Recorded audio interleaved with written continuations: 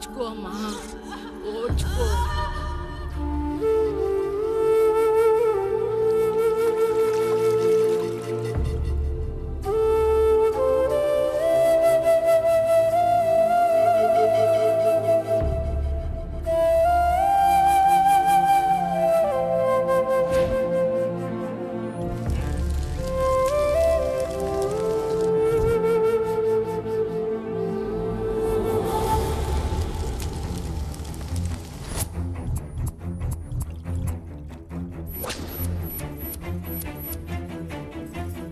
కొంచెం ఓర్చుకో, ఒక గంట ఆగితే ఆ దేవుడు కరుణిస్తాడు.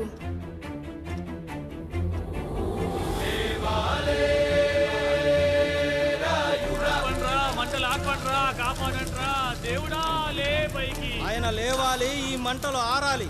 నీ కంటిలోని ఒక్క బొట్టు ఈ మంటల మీద పడినా ఈ ఊరే కన్నీరు పెడుతుంది.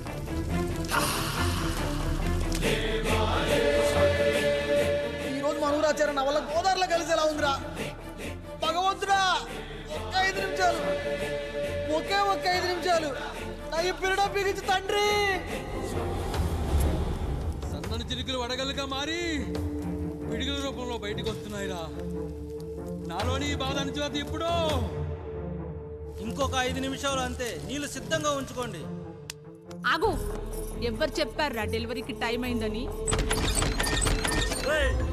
ఆ దేవుడు నిద్ర లేచే వరకు ఈ ఊరు ఒత్త కూడా పోసుకోదు. ఇంకా 5 నిమిషాలు లేట్ అయితే ఆవిడ పేరు ముందు లేట్ పడుతుంది. అది చచ్చినా ఆ బిడ్డ వచ్చినా ఆ దేవుడు మంచం దిగి నేల మీద పడ్డాకే నీ కత్తి దాని ఒంట్లో దిగాలి. శభాష్ రా సమ్రా. ఇంకా నా వల్ల కాదురా, నా వల్ల కాదు. ఒక్క చుక్క కింద పడ్డా నేను చంపేస్తానురా. ఒత్తులో ప్రాణం పైకి పోవాలి గాని గుంటలో నీళ్లు కిందకి రాకూడదు. దేవుడు లేస్తాడు, 5 నిమిషాల్లో లేస్తాడు. ఓర్చుకో.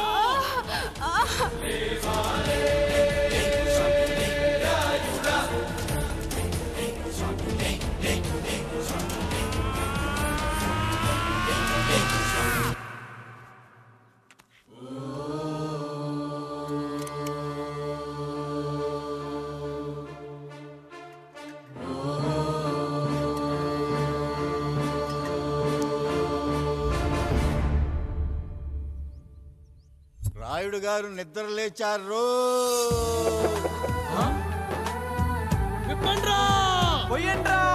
నువ్వు శారదా ఎలాగెత్తండి.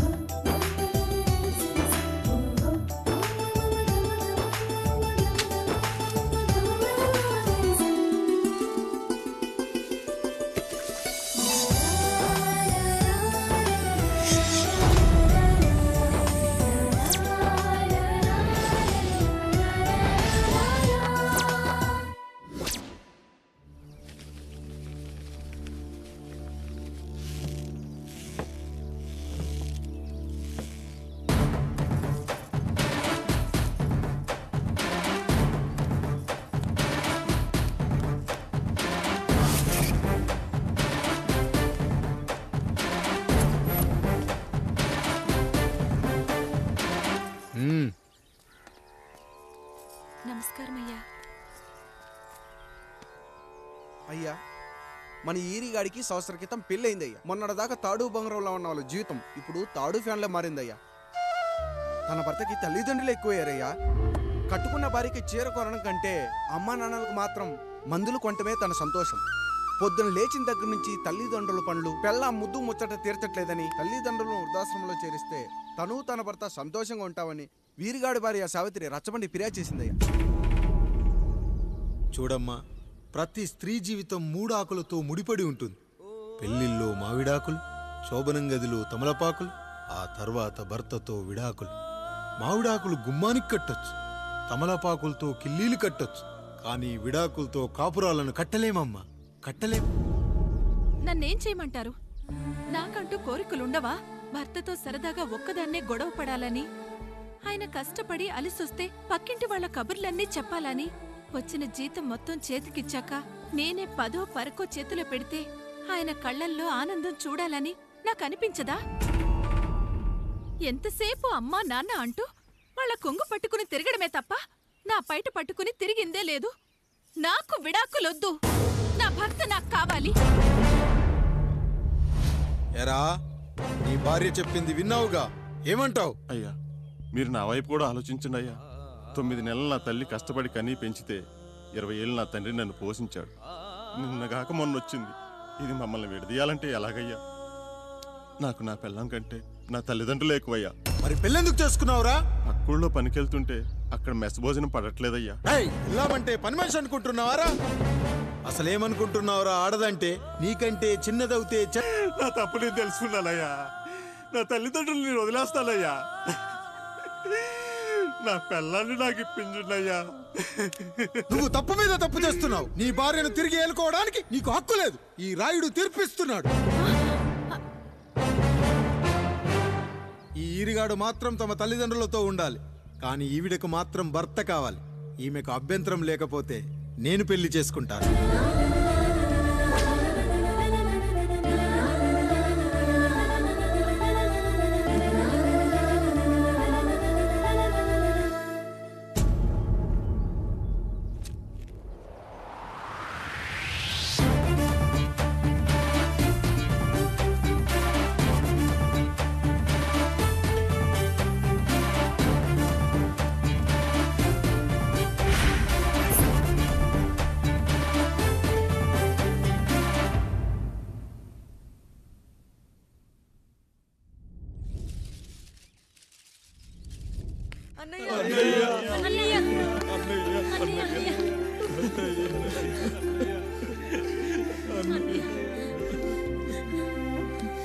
రాత్రి చాలా భయం వేసిందనయ్యా.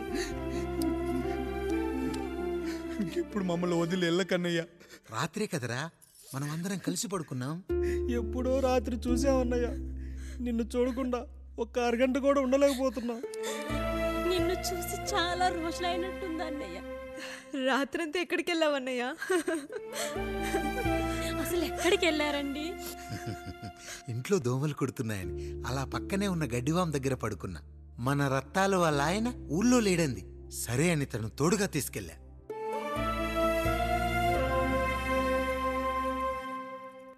మీ సావుకటే మీ కుటుంబాన్ని నుంచి మిమ్మల్ని విడదీయాలయ్యా. అప్పటి వరకు మేము కళ్ళు తెరిస్తే మా కళ్ళ ముందు ఉండాలి, కళ్ళు మూస్తే మా కళ్ళలో ఉండాలయ్యా. నమస్కారం రాయుడు గారు.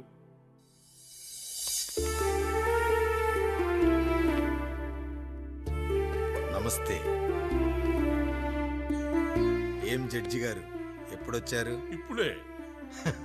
రాయుడు గారు, మీ కుటుంబం గురించి వినడమే గాని ఇప్పుడే చూస్తున్నాను. ఒక్కసారి మీ కుటుంబ సభ్యుల్ని నాకు పరిచయం చేయండి రాయుడు గారు. వాళ్ళు నా తమ్ముళ్ళు. నమస్కారం. మొత్తం ముగ్గురా? కాదు, నలుగురు. వాడు వేరే షూట్లో ఉన్నాడు. వీళ్ళు నా చెల్లెళ్ళు. నమస్కారం తల్లి. వీళ్ళు నా భార్యలు. నమస్కారం అమ్మా. వీళ్ళు నా బంధువులు. నమస్కారం. నా జీవితంలో ఎంతో ముఖ్యమైన, ఇష్టమైన, ప్రాణమైన మరో మనిషిని మీకు పరిచయం చేయాలి. ఆవిడే.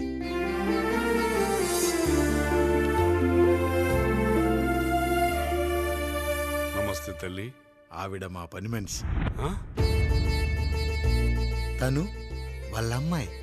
నాకు కూతురు లాంటిదే.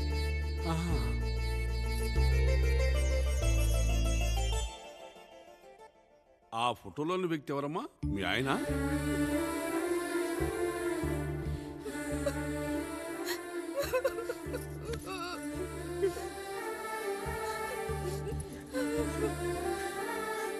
చనిపోయారా? అయ్యో లేదండి. ఎక్కడ పడితే అక్కడ, ఏది పడితే అది వాగుతున్నాడని పోలీసులు నగర బహిష్కరణ చేశారండి. మళ్ళా ఎప్పుడొస్తాడు? నెక్స్ట్ సీన్కి వచ్చేస్తాడండి. ఈ అనుబంధాలు, ఆప్యాయతలు చూసిన తర్వాత నాకు ఒక కోరిక కలుగుతుంది రాయుడు గారు. మీరు కాదనరనే ధైర్యంతో అడుగుతున్నాను. అడగండి. నాకు ఒక్కతే కూతురు. ఆమెని మీ కుటుంబంలో సభ్యురాలుగా చేసుకుంటారని. తప్పకుండా. నా భార్యలకు అభ్యంతరం లేకపోతే తనను నేను పెళ్లి చేసుకుంటా.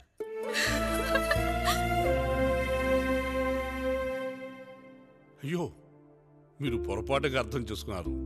మీ పెద్ద తమ్ముడికి ఇచ్చి చేస్తారని.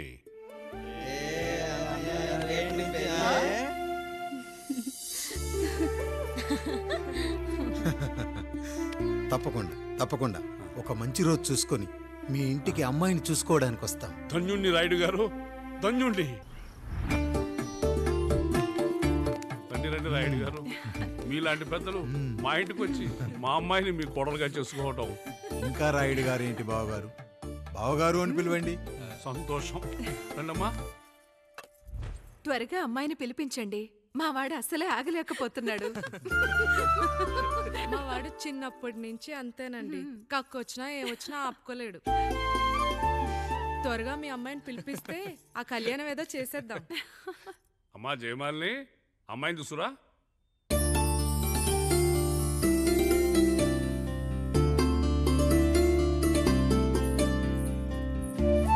కూర్చోమ్మా. నువ్వు కూడా అబ్బాయిని చూడమ్మా.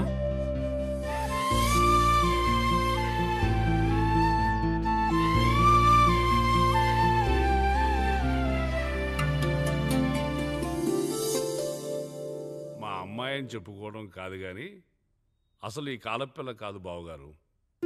రాత్రంతా బయట తిరిగినా కోడి కుయ్యకు ముందు ఇంటికి వచ్చేస్తుందండి. మళ్ళా ఊరంతా నిద్రలేగిస్తే తప్పుగా అనుకుంటారు కదా. తను తిరిగే స్నేహితుల్లో పచ్చి తాగుబోతులు తిరుగుబోతులు ఉన్నారు. కానీ ఆ విషయాన్ని తన మనసులోనే పెట్టుకుంటుంది కానీ స్నేహితుల గురించి ఎప్పుడూ చెడుగా చెప్పింది లేదు బావగారు. దీని చిన్నప్పుడే నా భార్య కారు డ్రైవర్తో కలిసి పక్క సందులోనే కూరగాయల మార్కెట్కి వెళ్ళి తప్పిపోయారు.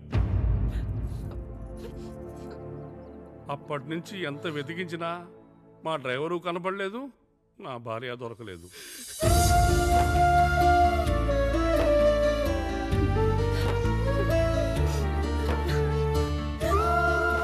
అమ్మ నాకు చాలా ప్రేమ పంచింది నాన్న, అది ఊరంతా పంచుతానంటుంది నా బిడ్డ. నేను కాదనలేదు. అలాంటి నా కూతురు ఇవాళ మీ కోడలవటం నిజంగా నా అదృష్టం బావగారు. ఈ రోజు నుంచి మీ అమ్మాయి మా ఇంటి బిడ్డ. అమ్మాయి నచ్చిందా బాబు? నచ్చిందా?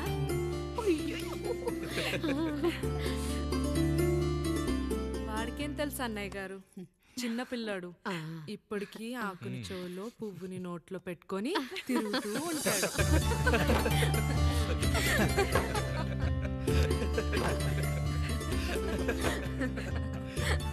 ఇకంత శుభం అన్నమాట. ఇక తాంబూలవి మార్చుకుందాం. ఒక నిమిషం ఆగి, నేను చెప్పేది ఒకసారి నా మాట క్షణం కూడా ఉండను. ప్లీజ్. అమ్మా శారదా, పెద్దవాళ్ళు వచ్చారమ్మా, మనల్ని చూస్తున్నారు. అమ్మాయికి పెళ్లి చూపురమ్మా. ఈ టైంలో నువ్వు ఇలా అలర్ట్ చేస్తే దాని జీవితం నాశనం అవుతుంది తల్లి. లోపలికి వెళ్ళు, తర్వాత మాట్లాడదాం. ఇక్కడ మీ కోడలు కాపురం కాలిపోతుంటే మీరు ఆ మంటల్లో మీ కూతురు పెళ్లికి కాఫీలు పెట్టిస్తున్నారా? ఈ ఇంట్లో నేను ఇంకొక క్షణం కూడా ఉండను. ఒక్క నిమిషం తల్లి, అసలేం జరిగిందో నాకు చెప్పమ్మా. ఈయన మంచోడని 6 నెలల క్రితం నాకు పెళ్లి చేశారు. మొదట్లో బాగానే ఉన్నాడు, ఆ తర్వాత ఒక రోజు మందు కొట్టాడు. పోనీ తాగింది దిగాక మంచోడుగా ఉంటాడు అనుకుంటే ఈ మధ్య చెడు తిరుగుళ్ళు తిరుగుతున్నాడు. ఊరవతల చిన్నిళ్ళు కూడా పెట్టేశాడు. మీరే చెప్పండి రాయుడు గారు, ఈ ఇంట్లో నేను ఉండాలా, వెళ్ళిపోవాలా, ఈయన్ని వదిలేయాలా, అక్కర్లేదా? వదిలేయాలమ్మా. వదిలేయాల్సింది నీ భర్తను కాదు, అతనిలోని లోపాలు. ఆశ్చర్యపోతున్నావు కదూ? ఒక మగాడి బాధ సాటి మగాడిగా నేను చెప్తానమ్మా. ఆడదాని ప్రేమ వెలిగించిన అగరొత్తి లాంటిది. ఒకడు వెలిగించగానే కొన్ని గంటల్లో బూడిదైపోతుంది. కానీ మగాడి ప్రేమ దీపం లాంటిది. తాను కాలుతూ కూడా నలుగురిని వెలిగించుకుంటాడు. ఆ వెలుగులో ఆనందాన్ని వెతుక్కుంటాడు. చూడమ్మా శారద, నువ్వు కాకిలోని నలుపును చూస్తున్నావు, నేను దాని రెట్టలో తెలుపును చూస్తున్నాను. మొగడు మందు కొట్టొస్తే నిన్ను కొట్టలేదని సంతోషపడాలి గాని బాధపడకూడదమ్మా. ఇక చిన్నిల్లు సంగతి అంటావా? రుచిగా ఉందని లొట్టలేసుకుంటూ సగం తిన్న బిర్యానీలో కుక్క మూతి పెట్టిందని తెలిసాక దాన్ని పారేసుకుని ఆకలిని చంపుకోవడం కంటే నాకింది మనింటి కుక్కే కదా అని దాని మూతిపళ్ళు రాలగొట్టి ఇంట్లో కట్టేయాలి. నీ భర్త కూడా అలాంటి కుక్కలాంటి వాడేనమ్మా.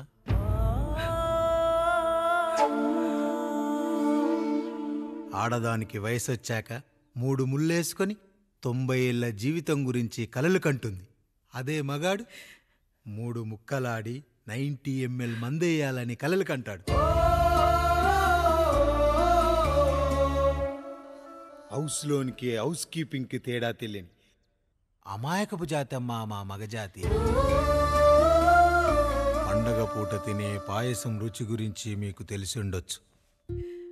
కానీ గరళం కంటే చేదుగా ఉన్న బ్రాందీని కక్కలేక మింగలేక తాగే ఆ బాధ ఒక్క మగాళ్లకు మాత్రమే తెలుస్తుంది. కష్టాల్లో ఓదార్చిన మందును సుఖాల్లో మర్చిపోకూడదని తాగడమే కాని మాకు మాత్రం తాగాలని ఆశుంటుందా తల్లి? చివరిగా ఒక్క మాట, కష్టాలు పొంగల్లో మిరియాల్లా మనకే వస్తాయి, కానీ సంతోషాలు ఉప్మాలో జీడిపప్పులా పక్కనోడుతో ఉంటాయి. ఎదుటివాడి ఉప్మాలో కూడా పనికిరాని కరివేపాకుంటుందని సర్దుకుపోవడమే జీవితమమ్మా. రాయుడు గారు, నన్ను క్షమించండి. రాయుడు గారు, నన్ను క్షమించండి. నా తప్పు నేను తెలుసుకున్నాను. ఈ రోజు నా 2 బిడ్డల జీవితాన్ని కాపాడారు రాయుడు గారు. ఈ శుభ కార్యక్రమాన్ని కూడా మీరే జరిపించండి. తప్పకుండా.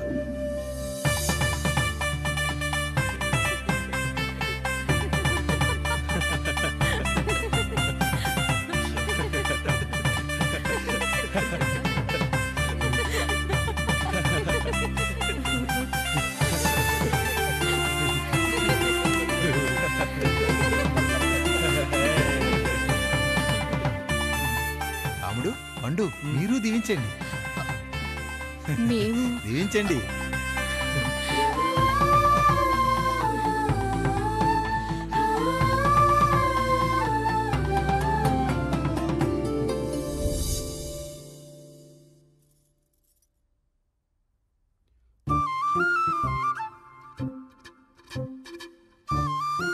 తింటారా?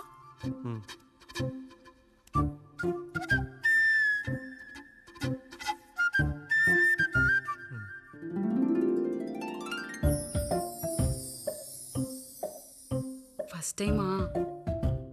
అవును, మీకెలా తెలిసిపోయిందండి? అంటే మా బామ్మ చెప్పింది. శోభనం గదిలో అనుభవం మగాడైతే మామిడిపండు పిసుక్కొని తింటాడు, అదే లేనివాడైతే మీలా ఇలా అరటిపండు ఓపిగ్గా ఒలుచుకొని తింటాడు అని.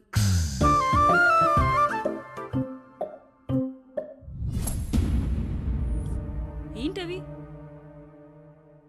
అవేంటో తెలీదా? ఫ్రెండ్స్కి పెళ్ళని చెప్తే హ్యాపీ బర్త్డే అనుకొని బెలూన్స్ ఇచ్చారు. ఫీల్ అవుతారు కదా అని 4 అక్కడ కట్టాను.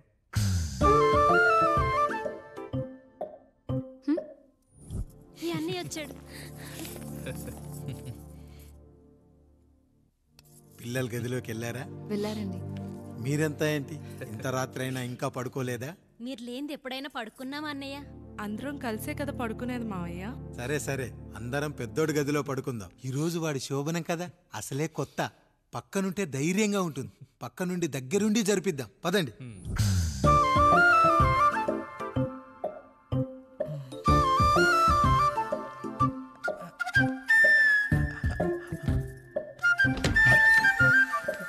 కానివ్వండి రా, కానివ్వండి కానివ్వండి.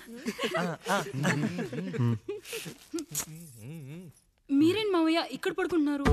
అదేంటమ్మా పెద్దోడా, చెప్పలేదా? మేమంతా కలిసే పడుకుంటామమ్మా. నువ్వు మాతో పాటే. అవును భార్గవి. మీరు ఊరుకోండి. మీరు ఇక్కడ పడుకోవడం నాకు ఇష్టం లేదు మావయ్య.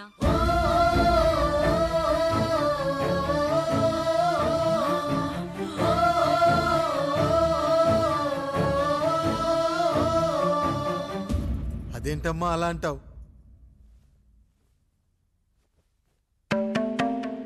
ఎన్నో చూశాం, ఎన్నో చేశాం.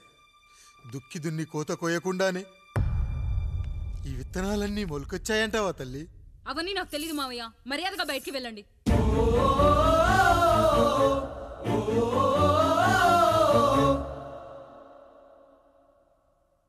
కనీసం ఆ మూలనైనా పడుకుంటామమ్మా. నువ్వైనా చెప్పరా పెద్దోడా? అంటే తను ఇబ్బంది పడుతుంది కదా నాన్న.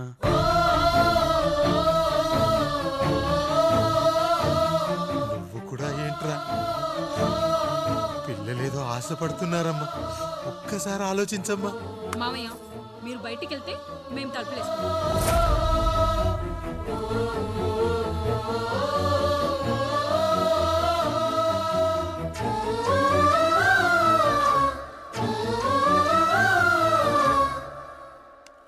వేసుకోండి అమ్మా, వేసుకోండి. తలుపులు వేసుకోండి.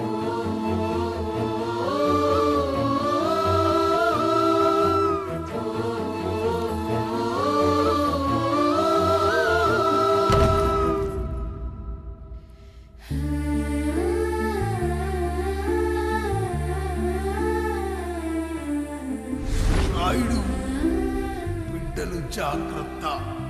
ఈ రోజు నుంచి వీళ్ళంతా నీ తమ్ముళ్ళు చెల్లెళ్ళు కాదు, నీ బిడ్డలు.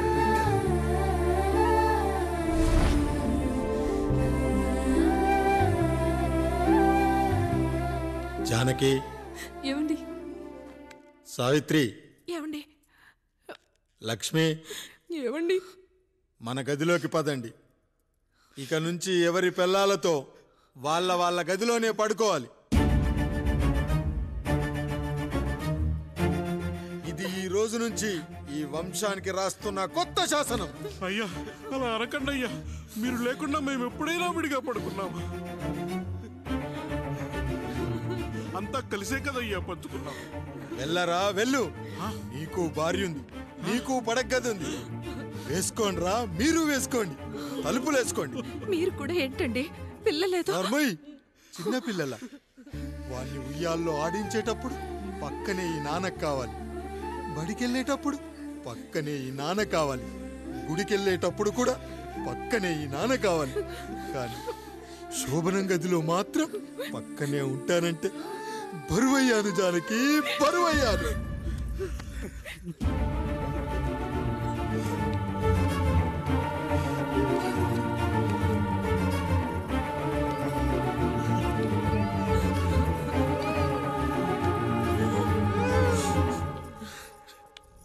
ఏంటండి ఇంకా అదే ఆలోచిస్తున్నారా? ఎలా మర్చిపోగలను లక్ష్మి? జరిగింది ఏదో జరిగిపోయింది, మీరు బాధపడకండి. ఎంత మాట అన్నాడో చూసావా?